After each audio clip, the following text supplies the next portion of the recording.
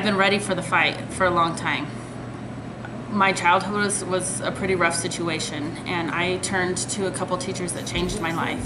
So that was the first impression of me wanting to become a teacher, was I wanted to make a difference in somebody's life. Our public education system, since I've been in, we've been cut. Our budget has been cut. Our facilities have been cut. It breaks my heart that these wonderful young first and second year teachers are bailing because they can't do it. You know, if you have grandkids or you have children or your neighbors that have children, you have an obligation to help support their education. It's like painting in the rain, fighting for a difference, but we never want to change. Arizona has plenty of teachers that are qualified to teach. We just need to allow them to be able to do that and not starve their own families. We shouldn't have to choose between our students and our own children.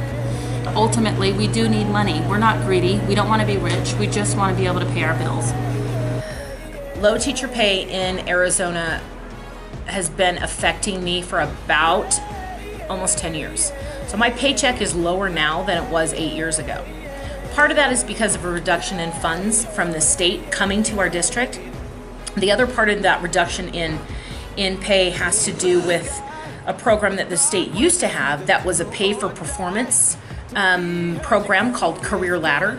And I worked my way up that ladder and was making about $5,000 more a year. We had to do more. We had to plan other things and pre and post tests and work with other teachers and stuff. So it was more work, but it was performance pay. It was merit-based pay. And so, but then the state got rid of that. So when they did, I lost all that money, and I still haven't regained all of that back. Personally, I have to make very specific choices on how I'm going to spend my money. And I think most of the teachers in Arizona have to be very, very strict with their budgets. Many of them have second, third jobs. I personally know of at least 2 teachers here in this building that work 2 other jobs. And, they work at a restaurant as a server on the weekends, and they work either retail or some other thing. And then I can't tell you how most teachers that are younger teachers, they find jobs in the summer.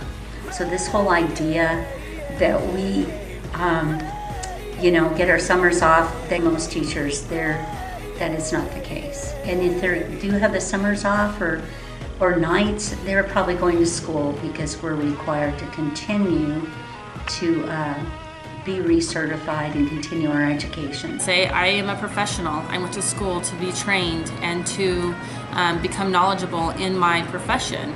That deserves equal pay to other professions that take the same amount of time of training. I've been teaching 10 years and I'm still paying student loans, and I didn't over-borrow. I only borrowed what I had to get through school. I mean, they've racked up student loans, and they can go and get an assistant manager job at Subway or McDonald's and earn a better income. I love teaching, but I can only be here because I'm supported through my husband. There is no way I could live on a teacher's salary, and I feel badly that our public education is in the state that it's in. As cost of living goes up further and further, it makes it harder and harder to get ahead, to save, to plan.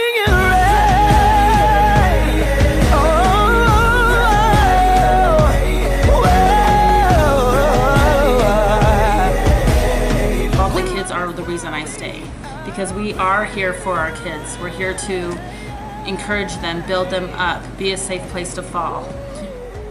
Our state constitution requires that we publicly educate all of our state's children, and that's what we need to do. To consider what they're investing in, because we need to look at the long term. We need to look at the impact of poor education. We don't want mediocre. Teachers don't want mediocre. We want our classrooms to be amazing, and we put in time and energy for it. When it comes to the amount of time and energy outside of the normal school day that every teacher I know puts into their classroom, we work way more than what anyone who's outside of education understands. But these are our kids. It's not just my child. These are our kids. And if we don't educate our kids properly, it's going to come back to bite us later in Arizona. Our kids deserve the best. Teaching a priority, our kids are priority, and our funds a priority. This is juxtaposition in us. Justice for all just ain't specific enough. One son died, the spirit is revisiting us. True and living in us. If we can raise teacher salaries to the point that good teachers can stay and not flee the state, then we will be able to provide better education. Because right now, let's face it, when there's an opening, we either don't fill it, we fill it with a sub, or we fill it with someone who's not qualified a good portion of the time. There are still good teachers, but they're choosing not to teach. We don't have a teacher shortage. We have a teachers not willing to teach for the amount that they're getting paid, and that's sad. So I think just offering a better atmosphere will then improve student learning and excitement when we get people that are in here for the right reasons.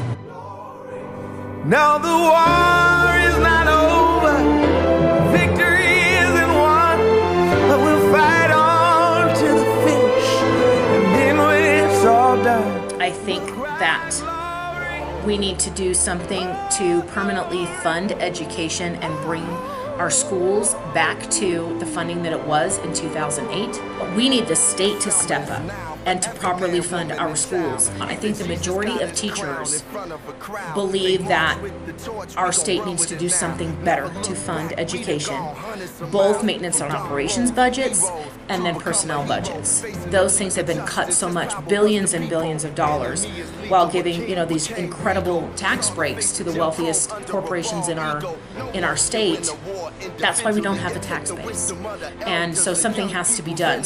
And I just hope to see positive change. I hope to see our legislatures listen to the amount of people that are asking for help. So I'm hoping that within the next couple of days we will be able to make a difference and force the legislatures to come up with an idea, or 7 or 12, on how they can fund education more properly so that we are a competitive state, so that people want to come here.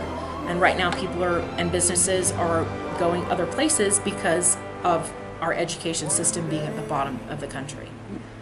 And it makes me really sad. I just say that we should be treated equal, not better than, just get what we deserve. Oh, one day when the war is won. And for people who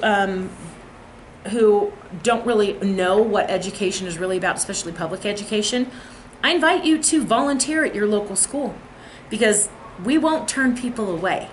So you're welcome to come in. You're going to have to fill out the application.